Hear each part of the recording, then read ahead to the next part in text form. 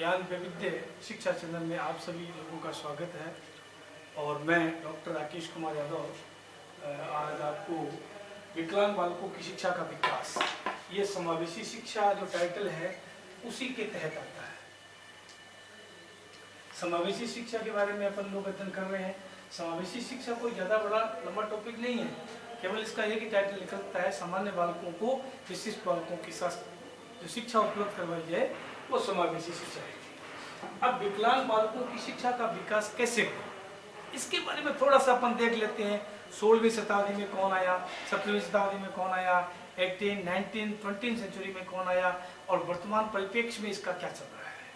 क्योंकि वर्तमान परिप्रेक्ष्य में मेरे ख्याल से समावेशी शिक्षा है वो उपलब्ध करवाई जाने लगी है।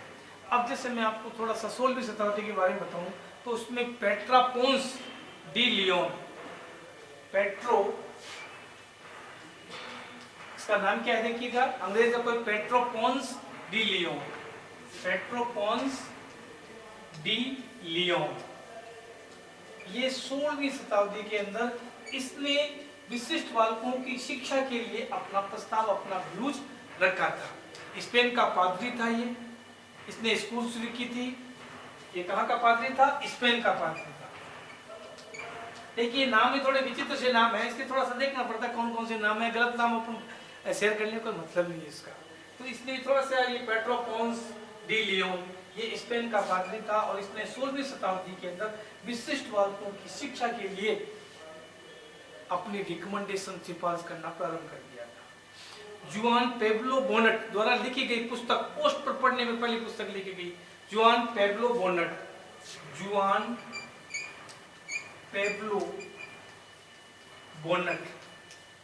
अब इसने क्या किया, इसने भी 16वीं शताब्दी के अंदर पोस्ट पद्धति को अपनाने पर बल दिया। बताइए 16वीं शताब्दी बहुत लंबा पीरियड है, उसमें तो कोई डेवलपमेंट भी नहीं था, कोई विकास भी नहीं था, शिक्षा भी उपलब्ध नहीं थी। अगर पूर्व काल के अंदर बात करें तो वैदिक टाइप की शिक्षा होती थी। तुम्हें मालूम है जो क्षत्रिय होते थे वो धनुर्विद्या को सीखते थे।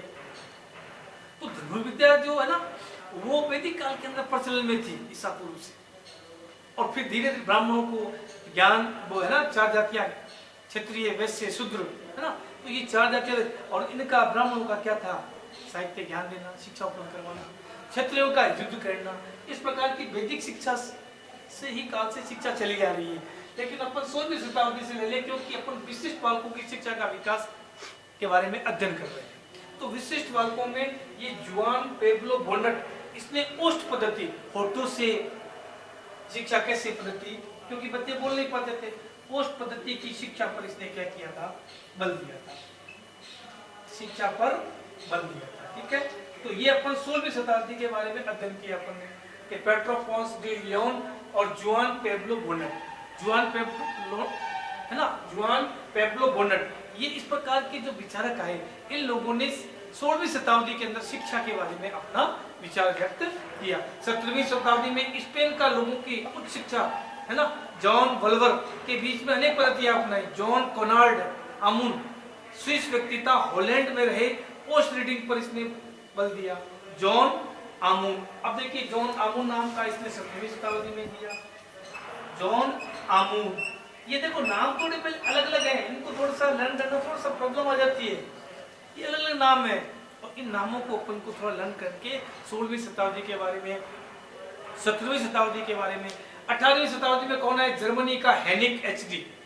अब तो जर्मनी बताते हैं, जर्मनी से ज्यादा विकलांग बालकों की शिक्षा का श्री गणेश जर्मनी से ज्यादा माना जाता है। तो एचडी जो नाम का व्यक्ति है, हेनिक, एचडी हेनिक, ये 18वीं शताब्दी के अंदर आया, एचडी हेनिक। अब एचडी हेनिक ये आया, ठीक है ना, एचडी हेनिक। लेपलिंग में पहला विशेष स्कूल स्थापित किया, लेपजिंग। अब लेपजिंग नाम की जगह है वहां पर जर्मनी के अंदर, उन्होंने क्या किया था, पहला स्कूल स्थापित किया था जर्मनी में। 1775 में जर्मनी का पहला बधिर विद्यालय स्थापित हुआ। 1775 के अंदर 1775 पहला बधिर विद्यालय जर्मनी के अंदर स्थापित हुआ। पहला बधिर विद्यालय जर्मनी के अंदर क्या किया गया था, जर्मनी में स्थापित किया। ये देखिए कहां से अपन एचडी इसके बारे में आ गए, जॉन आमुन के बारे में आ गए, पेब्लो बोनेट के बारे में आ गए। इस प्रकार से ये यूएसए के अंदर 19वीं शताब्दी के अंदर यूएसए में हार्वर्ड में स्थापित किया गया, है ना। थॉमस हॉपकिंस गलाडेट, देखो थॉमस गलाडेट 19वीं शताब्दी में थॉमस गलाडेट। अब ये थॉमस गलाडेट ने 19वीं शताब्दी में क्या किया, इसकी शुरुआत की थी। 19वीं शताब्दी में इसकी क्या की थी, शुरुआत की थी। तो अब कहने का मतलब है विशिष्ट बालकों की शिक्षा का विकास 17वीं 16वीं शताब्दी में कैसे हुआ, 17वीं शताब्दी में कैसे हुआ, 18वीं में कैसे हुआ, 19वीं शताब्दी में कैसे हुआ। तो शिक्षा का विकास का एक चरण चलता रहा जिससे बधिर या विशिष्ट बालकों को शिक्षा उपलब्ध करवाई जा सके। अब 19वीं शताब्दी में ग्राहम बेल पुर्तगाली था। ग्राहम बेल, ये नाम सुना होगा। ग्राहम बेल कौन था, पुर्तगाली था, पुर्तगाली, ठीक है ना, पुर्तगाली था ये। और इस पुर्तगाली के दोनों माता पिता कैसे थे, बधिर थे, विकलांग थे, ग्राहम बेल के जो पुर्तगाली था। तो इसने क्या किया, मौखिकता के पक्ष में बोला ये, और इसने जो संकेतात्मक जो भाषा प्रयोग करते हैं बधिर बालकों को पढ़ाने के लिए, उसके ऊपर इसने बल नहीं दिया। इसने मौखिक शिक्षा ज्यादा बच्चों को प्रोवाइड कराई जाएगी, क्योंकि किताबी शिक्षा थी नहीं उस समय, किताबी शिक्षा का प्रचलन था ही नहीं। ये तो ब्रिटिश काल आया धीरे धीरे। ब्रिटिश काल के अंदर 1835 में मैकाले का घोषणा पत्र आया था, आपने सुना होगा, है ना, मैकाले का घोषणा पत्र आया था। उस समय क्या हुआ था, इस शिक्षा पद्धति की धीरे धीरे शुरुआत हुई थी। वुड का घोषणा पत्र 1854 के अंदर आया था। तो 1854 के अंदर जो वुड का घोषणा पत्र आया और 1835 में जो मैकाले की शिक्षा आई, इस समय में आकर थोड़ा सा क्या हुआ, किताबी पद्धति पर भी बल दिया जाने लगा।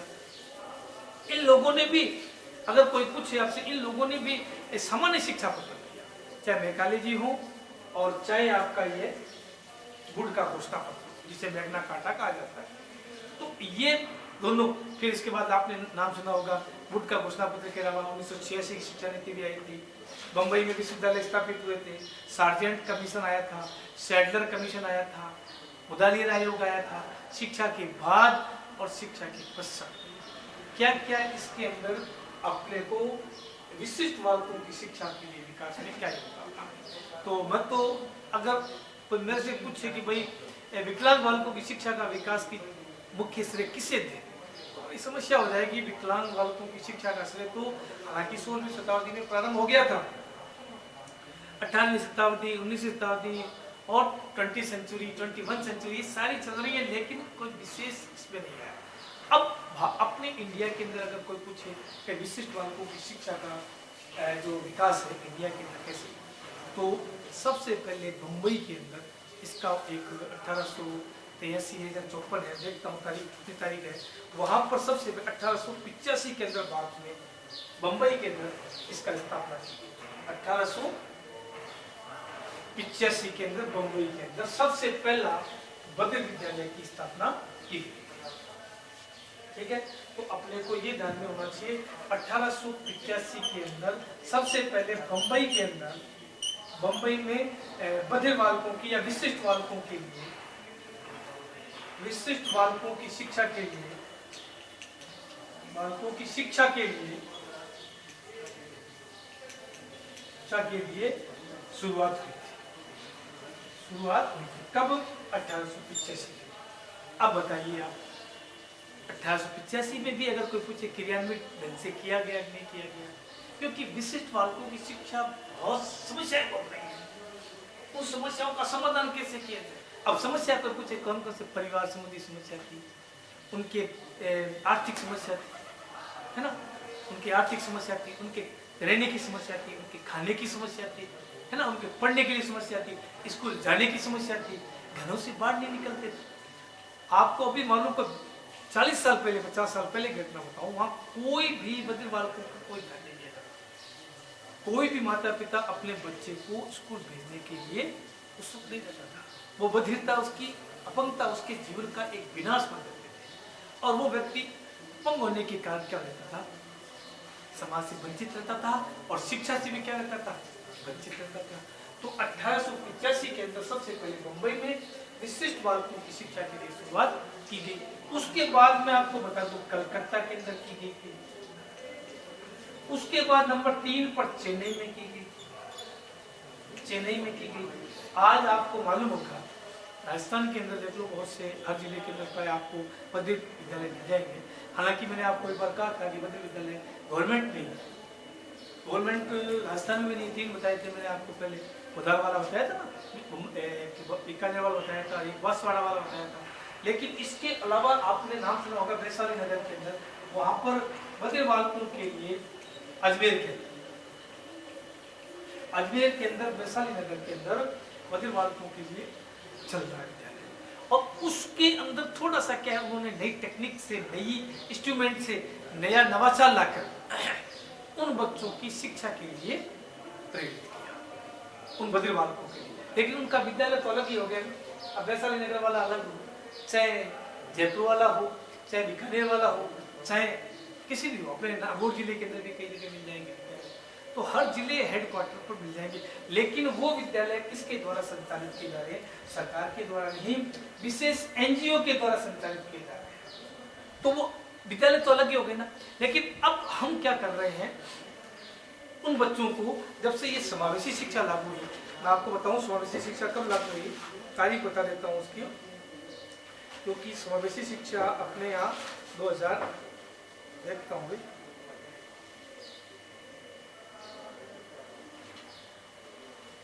पुनर्वास क्वेश्चन बुक 92 समावेशी शिक्षा अपने इंडिया के अंदर आ गई थी 2009 में आई थी, 2009 के 2009 के अंदर आई थी। तो उस समय अपन क्या करते थे, उन बच्चों को अब अलग से अलग विद्यालय में ना देकर एक साथ शिक्षा उपलब्ध करवाने के लिए हम दृढ़ संकल्प है।